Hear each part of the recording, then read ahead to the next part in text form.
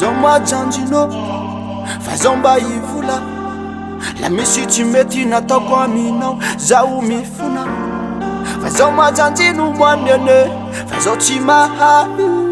Ka volano amiko enanizo, ze tinao atao. Olombelo za miloloha lany tsa tsy maintsy lena. Mandeha tany koa zaho solafa ka tsy haiko ty atao. Tambitambinao safosafonao lany tentena.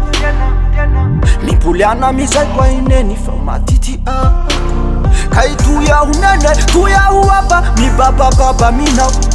Katahon'io fateko mijaly matiaola ihamandao. Ka ty aiko aby mararirary na vo tsy anilanao, tsy anilanao.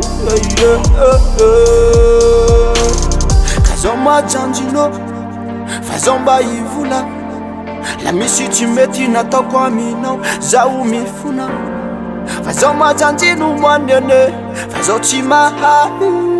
Ka volano amiko enanizo, ze tinao atao. Zao ane milanao e, hazamanao anizane.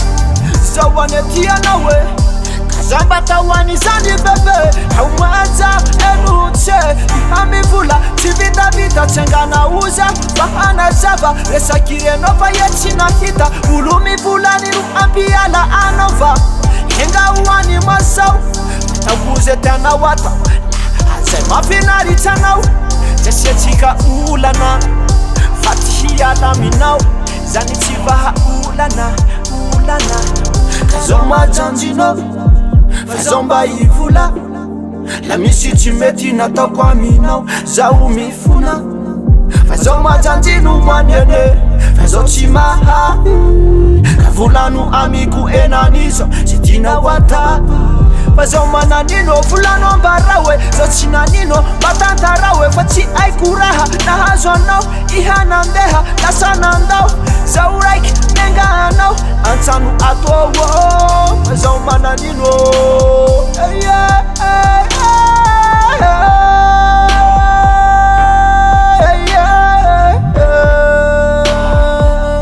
zao mananino,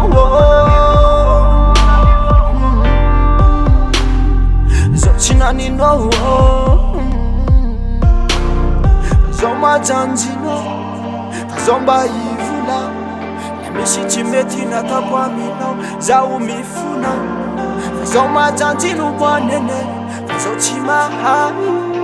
Ka volano amiko, ze tinao atao.